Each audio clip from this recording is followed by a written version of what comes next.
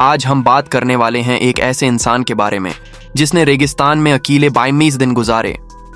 जिस जगह को लोग जहन्नम कहते हैं, इस जगह में इस शख्स ने 92 दिन जिंदा रहकर दिखाया। उन दिनों में उसने कीड़े मकोड़े खाकर अपनी जान बचाई। इसका जिस्म ऐसा हो गया था जैसे उसमें सिर्फ हड्डियां बची हों। ये वाकया मेरी पिछली कहानियों से भी ज्यादा दिल दहला देने वाला है, क्योंकि समंदर में तो कभी ठंडी लहरें, कभी गर्मी और मछलियां मिल सकती हैं और किसी न किसी तरह जिंदा रहने का सहारा भी। लेकिन इस जहन्नम में बचने की कोई गुंजाइश ही नहीं थी। लेकिन इस बहादुर इंसान ने मौत को भी हरा दिया और जिंदा रहकर दिखाया।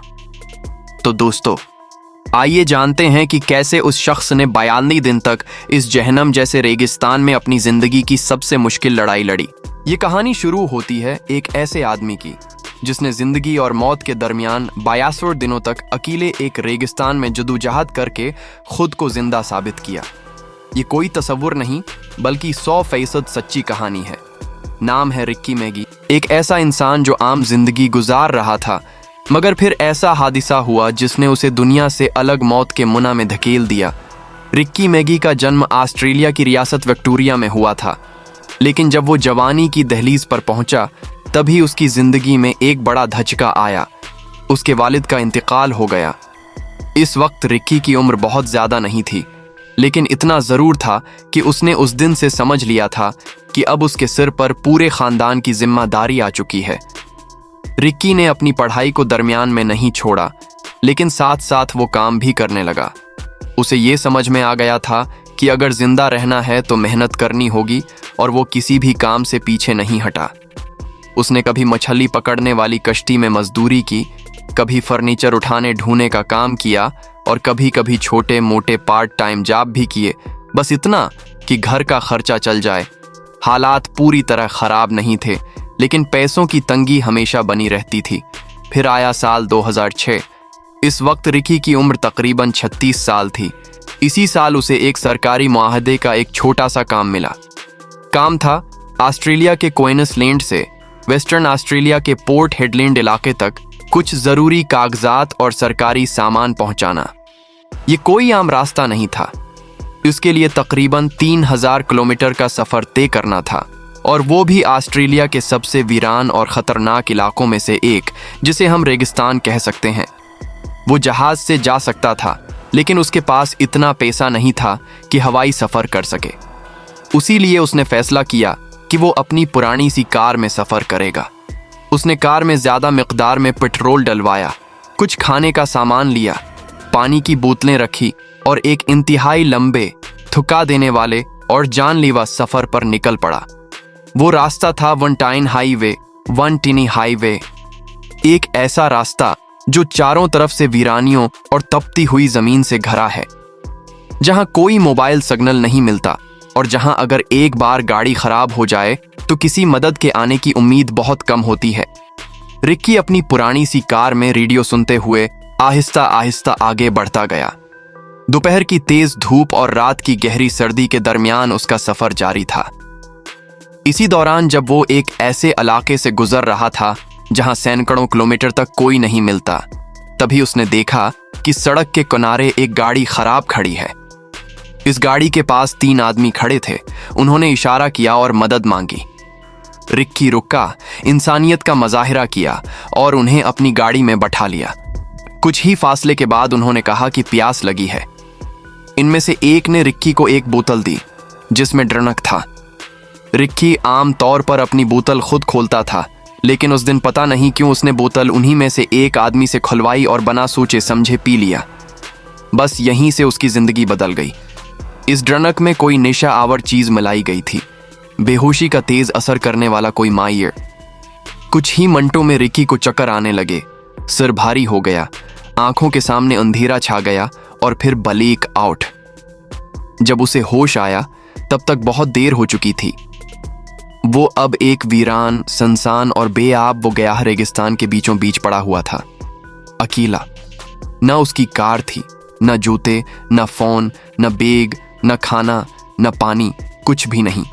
वो तीनों आदमी उसे लौटकर निश्चा देकर रेगिस्तान में मरने के लिए छोड़ गए थे। रिक्की ने अपने हवास संभालते हुए जब चारों तरफ देखा तो उसे समझ आ गया कि अब उसके सामने कोई नहीं है, मदद नहीं आएगी। उसे खुद ही ये लड़ाई लड़नी होगी, खुद से, भूख से, प्यास से, गर्मी से, जानवरों से और उस मौत से जो हर पल उसका इंतजार कर रही थी। रिक्की मैगी अब इस वीरान रेगिस्तान के बीचों बीच अकेला खड़ा था। न कोई इंसान, न कोई आवाज, न कोई उम्मीद, सिर्फ खामोशी, गर्म हुआ और तपती हुई जमीन जो हर कदम पर उसके पैरों को जलाकर राख कर देना चाहती थी। उसके पाँव में न जूते थे न मौजे, वो बिल्कुल नंगे पांव था और जमीन पर जो धूप की गर्मी पड़ी थी, इसका दर्जा हरारत 40 से 45 डिग्री सेल्सियस के दरमियान होगा। जमीन की रेत इतनी गर्म थी कि वो अंगारों जैसी लग रही थी। लेकिन रिक्की जानता था अगर जिंदा रहना है तो चलना होगा। हर कदम मौत से लड़ाई का एक हिस्सा था। गर्म रेत पर नंगे पैर चलना, वो भी तब जब जिस्म में ना पानी हो, ना खाना और न ही किसी इंसान का साया। वो हर कदम पर एक नई तकलीफ देता था। इसके पांव जलने लगे थे, छाले पड़ गए थे और जल्द जगह जगह से इतरने लगी थी। लेकिन वो रखा नहीं। दिन बढ़ते बढ़ते धूप ऐसी लगने लगी जैसे आसमान से आग बरस रही हो। जिस्म जलने लगा, आंखें पथरा गईं और होंठ खशक होकर फटने लगे। प्यास का ये आलम था कि गले से आवाज भी नहीं निकल रही थी। कई घंटों तक बना रखे चलता रहा। जिस्म ने जवाब देना शुरू कर दिया था, लेकिन दिमाग अब भी जिंदा रहने की उम्मीद में काम कर रहा था। और तभी एक फरेब उसे दौर से ऐसा महसूस हुआ जैसे वहां कोई झील है, कोई पानी का तालाब। वो लड़खड़ाते हुए उस तरफ भागा और जैसे ही वहां पहुंचा, वो सिर्फ रेत थी, आंखों का धोखा। उसके हाथों में रेत आई, पानी नहीं। जिस्म अब टूटने लगा था, लेकिन अंदर कहीं एक गोशा जिंदा रहने के लिए तड़प रहा था। फिर कुछ घंटों की ठोकरों और भटकने के बाद उसे दौर कहीं एक छोटा सा गड्ढा नजर आया, जिसमें थोड़ा सा लीसदार और गंदा पानी भरा था। शायद कोई जानवर वहां आता होगा। उसने बिना सोचे समझे इस बदबूदार, गंदे, कीचड़ जैसे पानी को पी लिया। उसे पता था कि ये पीने के काबिल नहीं है, लेकिन उसे ये भी पता था कि अगर अभी पानी नहीं पिया तो कुछ ही घंटों में जिस्म हार मान जाएगा, वो मर जाएगा। पानी पीकर उसे थोड़ी राहत मिली, लेकिन अब शाम हो रही थी। सूरज डूबने को था और रेगिस्तान की ठंडी हवाएं चलने लगी थीं। दिन में जो तपश थी, अब रात में वो ठठरन में बदल गई। और सबसे बड़ी परेशानी थी कहां सोए। जमीन पर सोना मतलब कीड़ों, बछुओं, सांपों के साथ सोना। लेकिन किस्मत से उसे कुछ फासले पर एक गार जैसी जगह नजर आई। वो हिम्मत करके वहां तक गया। अंदर झांका, अंधेरा था, लेकिन कम उस कम ऊपर सिर रखने के लिए छत थी। वो वहीं बैठ गया। जिस्म थक चुका था, मन अब भी जिंदा रहने की आस में था। लेकिन उस रात वो नींद में नहीं गया। वो जागता रहा, क्योंकि गार में कीड़े मकोड़े रेंग रहे थे। किसी ने उसके पैर पर काटा, किसी ने हाथ पर, लेकिन वो जानता था कि ये सब मौत से कम नहीं। फिर भी अगर यही खाना है तो खा लेता हूं। उसने पहली बार अपनी जिंदगी में ये जाना कि इंसान भूख से नहीं, हिम्मत टूटने से मरता है। वो अब जीने के लिए हर चीज खा रहा था। कीड़े, मक्खियां, कभी कभी पत्ते और कभी तो अपने पसीने को ही चाट लेता ताकि जिस्म में नमी बनी रहे। और वो रात, वो काली, खौफनाक, सर्द रात उसकी जिंदगी की सबसे लंबी रात थी। लेकिन वो जिंदा रहा क्योंकि लड़ाई अभी खत्म नहीं हुई थी।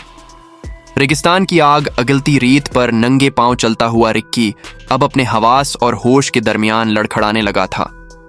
इसकी जल्द जल चुकी थी, होंठ खशक हो चुके थे और जिस्म सिर्फ हड्डियों का ढांचा बन चुका था। वो बस चल रहा था, कहां उसे खुद भी नहीं पता था। हर कदम जैसे मौत की तरफ बढ़ रहा हो। तभी एक माजिज़ा हुआ। रिक्की की बंद होती आंखों पर एक बूंद गिरी, ठंडी, नर्म, किसी फरिश्ते के लम्स जैसी। वो पल जैसे आसमान ने खुद रोकर रिक्की को जिंदा रहने का इशारा दिया। रिक्की ने आंखें उठाएं, काले बादल गरज रहे थे। आसमान बिजली से चीख रहा था और फिर तेज बारिश शुरू हो गई। पहले बूंदें गिरें, फिर पलक झपकते ही मूसलाधार बारिश होने लगी। इस सुनसान रेगिस्तान में जहां हर जिंदा चीज मर जाती थी, वहीं कुदरत ने जैसे जिंदगी बरसानी शुरू की। रिक्की ने एक पल भी जाये नहीं किया। वो घुटनों के बल गिरा, दोनों हाथों से रेत खोदनी शुरू की। उसे पता था ये मौके आखिरी हो सकता है। उसने 3 से 4 बड़े गड्ढे खोद डाले। हर गड्ढा उसके लिए एक जिंदगी का प्याला था। बारिश का पानी इन गड्ढों में भरने लगा। वो बार बार इनमें से पानी निकाल कर बहता रहा। वो जितनी देर तक पी सकता था पीता रहा, क्योंकि वो जानता था कि ये बारिश कब थमेगी कोई नहीं जानता। रिक्की की बंद होती सांसों को जैसे फिर से हुआ मिल गई। उसका खशक गला, फटी हुई जबान हर घूंट में जिंदगी महसूस कर रही थी। तकरीबन 1 से 2 घंटे बाद बारिश थम गई और फिर वही बेरहम हकीकत वापस आई। रीत ने आहिस्ता आहिस्ता सारा पानी पी लिया। जितना भी पानी था सब जमीन के अंदर समा गया। रिक्की खाली गड्ढों को देखता रहा। उनमें अब सिर्फ कीचड़ बचा था, लेकिन अब उसके अंदर फिर से जीने की आग जल चुकी थी। तब तक उसे रेगिस्तान में तकरीबन 60 दिन हो चुके थे। हर दिन 1 सदी जितना लंबा लगता था। उसका जिस्म अब बस एक ढांचा बन चुका था। हड्डियां बाहर झांक रही थीं, चेहरा पहचान से बाहर था। कभी चलती हुई छिपकली को पकड़कर खाता, कभी अपना पेशाब पीता और कभी सिर्फ कीड़े मकोड़ों से पेट भरता। दिन में तपती धूप, रात को जंगली जानवरों का डर और हर वक्त मौत का साया। फिर भी वो लड़ता रहा। हर बार जब वो गिरा, उसके अंदर की आवाज कहती, अभी नहीं, अभी जिंदा हूं। और फिर आया वो तारीखी 77वां दिन, 5 अप्रैल 2006। उस दिन वो रेगिस्तान में एक खरदरे टीले के पास बिल्कुल बेहोश पड़ा था, कपड़े फटे हुए, जिस्म काला और आंखें बंद। इसी वक्त पास के बिरिंदुडू स्टेशन से गुजर रहे थे 2 लोग, ग्रेग हार्ड और मार्क क्लिफोर्ड। उन्होंने दौर से कुछ अजीब देखा। शुरू में लगा कोई जानवर है, लेकिन जब पास आए तो देखा कि एक इंसान जैसा ढांचा, लेकिन हल रहा था। वो दोनों डर भी गए थे, लेकिन इंसानियत ने उन्हें रोक लिया। उन्होंने फौरन हेलीकॉप्टर से मदद मंगवाई और रिक्की को रॉयल डार्विन हॉस्पिटल पहुंचाया गया। वहां वो 6 दिन तक बेहोश रहा। डॉक्टरों ने कहा कि ये इंसान नहीं, एक मौजज़ा है। तहकीक में पता चला कि रिक्की का वजन 106 किलो से घटकर सिर्फ 48 किलो रह गया था। तकरीबन आधा जिस्म खत्म हो चुका था। रिक्की मैगी एक ऐसा नाम बन गया जिसने 52 दिन तक मौत से लड़ाई लड़ी और 93वें दिन 5 अप्रैल 2006 को जिंदगी को फिर से जिया। क्योंकि जब इंसान का इरादा जीने का होता है तो आसमान भी पानी बरसाता है, रीत भी पानी पीने देती है और मौत भी हार मान लेती है। शुक्रिया दोस्तों, आपने उस वीडियो को आखिर तक देखा, उसके लिए दिल से शुक्रगुजार हैं। अब सोचें कि अगर आप इस इंसान की जगह होते तो क्या आप भी इतने दिनों तक जिंदा रह पाते? आपके लिए तबस्सुरा कमेंट सेक्शन खुला हुआ है, जरूर बताएं। हम हर एक जवाब पढ़ते हैं। और हाँ दोस्तों, चैनल को सब्सक्राइब करना ना भूलें, क्योंकि आपका एक सब्सक्राइब हमारे लिए ऐसा है जैसे खानदान में कोई नया फर्द शामिल हो गया हो। तो चलिए दोस्तों, मिलते हैं अगली दिल दहला देने वाली सच्ची कहानी के साथ। तब तक के लिए खुदा हाफिज और दिल से शुक्रिया।